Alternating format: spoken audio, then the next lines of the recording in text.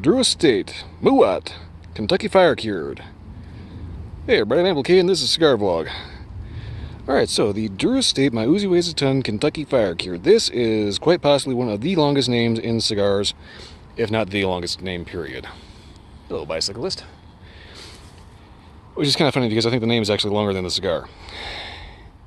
But anyway, the whole point of this is that it's part of the My Uzi Weighs a Ton line. And this one is, well, Kentucky Fire Cured.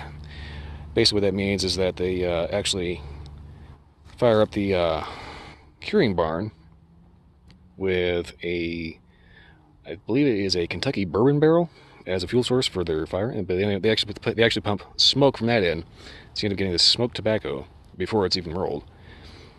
It also helps to control the temperature of the barn. So that's how you get Kentucky Fire Cured. Funny story behind My Uzi Weighs a Ton, by the way. I'll get to that in a bit. So far, though, as you can see, nice, short, and to the point. I'm going to point out that this is a very, very aromatic cigar. You will smell the smoke just from looking at the package. It is really, really strong. So, these kind of warrant a little bit of additional storage precaution if you don't want everything in your humidor to taste like, well, this. Anyway, I'm going to go ahead and get this lit up and tell you how it starts. Okay, give me a second here.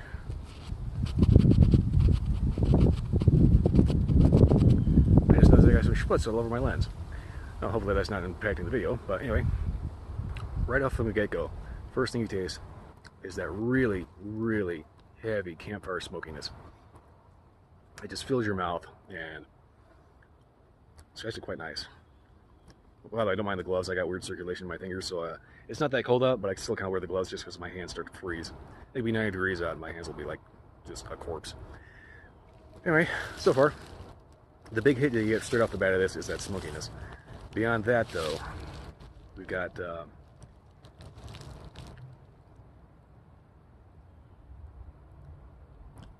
yep, pretty much overpowering smokiness. Yeah, this is kind of in line with the Drew Estate Acid line in the fact that it's very, very, very heavily flavored. It's not technically a quote-unquote flavored cigar, and the reason why I say technically is because most flavored cigars tend to be just a crappy cigar that gets dunked in sugary weirdness. The Drew Estate Acid line, however, actually has a botanical mist sprayed as far as during the curing process, as far as just controlling humidity. So they tend to use botanical oils to infuse that into the cigar. That's the infusion thing. The Kentucky Fire Cured, obviously, is smoked tobacco. Yeah, smoked before you smoke it, which is just kind of weird to actually justify in your head actually how that is supposed to roll out of your tongue. Anyway, the end result is you get this really, really heavy campfire smokiness to the point where I'm really not getting a whole lot else.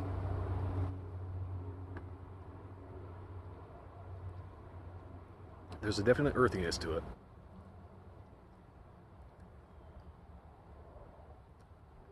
I want to say like a really, really dark roast coffee alongside that really heavy smokiness. All right, anyway, pretty good start so far. Given how short this is, I think I'm just going to go ahead and do the next update about the halfway point because, well, 1 inch is going to be about that halfway point there. So I'll get back to you then. Okay, so I figured this is probably about as close to what I would normally do with the first inch on. But I was noticing that the flavor has definitely punched up quite a bit. It's not so much just the overpowering smokiness. There's very much a very mocha-y coffee, turning into a very dark chocolate kind of note. So far, pretty good. I'm still kind of trying to figure out exactly how to space the cigar out because sizing on this is a little weird. Is it like extra echoey in here, or is that just me? Well, anyway, for some reason, this one is called Chunky. This is, I wouldn't call this chunky. If it was something like a nub from Oliva, that I would call chunky. This is shorty, very shorty.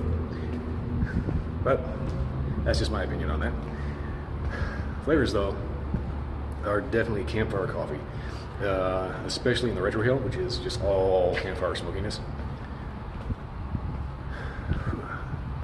Yeah, I can definitely see drinking this smoking this while drinking a basically a Starbucks.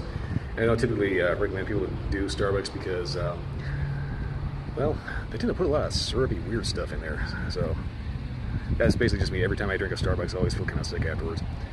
That's just my fault, though. Anyway, yeah, the flavors on this are really starting to come up.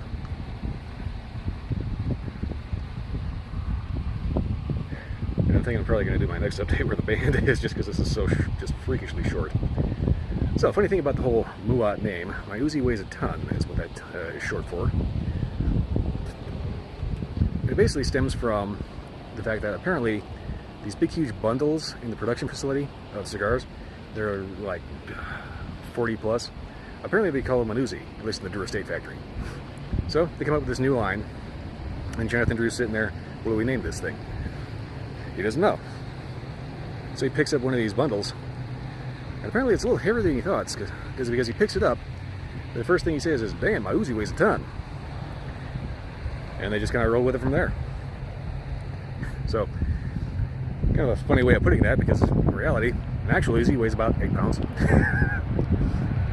That's a fun little side bit there. But so far, though, there's a little bit of a specialist storage thing when it comes to this, and I'm pretty sure I'm getting a little bit of wind noise. But anyway, when it comes to this, I'm treating these kind of like they're infused lines, as in it's so aromatic and so overpowering that you're going to want to put this into a separate humidor aside from your main stash. Otherwise, it will fumigate and just kind of permeate throughout everything else in the box. So, like, I currently have this in a small desktop humidor right in front of my TV, as opposed to the cooler that I keep everything else in. I've actually learned my lesson with Dura State before, because don't get me wrong, I love them as a cigar line, and you know, the Dura State, I think it's the Blondie, is the most popular cigar in the world. But the very heavily aromatic nature of the cigar requires a little bit of special attention. And like I said, I found this out personally because I had this infused loose tobacco as just kind of a filler in a previous coolador that I had. And after about 3 months, everything tasted like this kind of exotic, flowery, potpourri, you know, touched with a little Dura State magic, shall we say. Which was kind of awkward because there were some things that I didn't want to taste like that. But anyway, if you're okay with that, then hey, knock yourself out. You ain't gonna hurt my feelings. Alright, so for my next update, I'm going to go ahead and, I think I'm just going to go right ahead and do the band update, because I'm not entirely sure that I've got enough length for a midpoint. So far, though, I can give them some props for the band. It's a very simple, just kind of cardboard band, and it's not like glued. It's like an actual sticker band, so it comes off nice and clean. I have yet to have any of these bands actually stick to the wrapper, which is always irritating and kind of destroys the cigar. So that being said, I'm gonna go ahead and smoke this down to well, kind of that halfway band-ish point, basically wherever about here is, and give an update from there. Well, for it is about as good as a halfway point as I'm going to get, considering that this was just so short of a cigar. So far, flavors have been pretty consistent all the way through. Nice heavy smokiness, which the actual smokiness kind of dies down a little bit, and you get more of that really deep dark coffee and kind of almost cocoa-ish. A little earthiness, a little spice. Overall, very excellent cigar. As far as my drink pairings for this, I would definitely recommend a good, deep, dark, rich coffee. I mean, something that's strong, something that's going to be able to go toe-to-toe with this sucker. Or a very, very dark ale. The whole point about this is deep, rich flavors and a deep, rich experience. So you want something that can keep up. On a side note, though, I just happened to bump into just this lovely little old couple that were talking about how they went to Cuba. And they don't smoke. The guy apparently used to smoke, but they wanted to try a Cuban cigar just for the experience of it. Apparently his wife got through maybe about a quarter inch before that was just too much. But they were just a lovely little couple. They kind of pointed out something. When it comes to Cuba, apparently people do not smile in that country. And I can understand why. Communism does not make for happy people. And this is kind of the whole political side of the cigar debate. It's the fact that the communists showed up in Cuba well, the cigar makers left. And it's just kind of, it's a really sad state because this massive dictatorship, as far as I'm concerned, is a fucking evil philosophy. Just ripped apart families, businesses, and an entire country. And you know, these people are just kind of stuck between a rock and a hard place. And it's not looking like they're going to get out of it too soon. But yeah, communism does not make for happy people. Always remember, kids, just say no to communism. And socialism. And fascism, too, because they're all kind of the same thing, just different flavors. Anywho, that's about as political as I want this to get for right now. I keep watching all these goofy, like, political commentaries videos. And I keep thinking I might want to try that, but then again, I'm thinking maybe I kind of don't, because that's going to be a whole can of worms I don't want to get into. But anyway, as far as the cigar goes, so the respiratory turned out to be pretty good. I did have a little bit of a thing where the ash flopped off shortly after my last update, but that was because I was taking the band off, so I had an accidental tap. Otherwise, the construction on this, as with every other Drew estate, is absolutely top-notch. Alright, I think I can get one more update in pretty much where it burns my finger. I'll get right to you then. Alright, final update here because I think I'm running out of cigar. So far I've been noticing that as long as you don't puff too fast on it, flavor is actually sticking around pretty much all the way down to the nub. Burns good, flavor's good. Excellent cigar overall. For the price, but not bad. They can be a little pricey if you don't get a sale, so kind of keep an eye out for a bargain. But otherwise, yeah, excellent cigar. Good coffee, good ale cigar. Kind of trying to think about what else I can add to this, but other than just, you know, go buy them. Yeah, they are good. They're real good. I will say this though, be very careful about where you store these, because if you put them in a humidor with everything else will taste like this. So, a little bit of caution. You have to treat these kind of like infused cigars, even though they're not.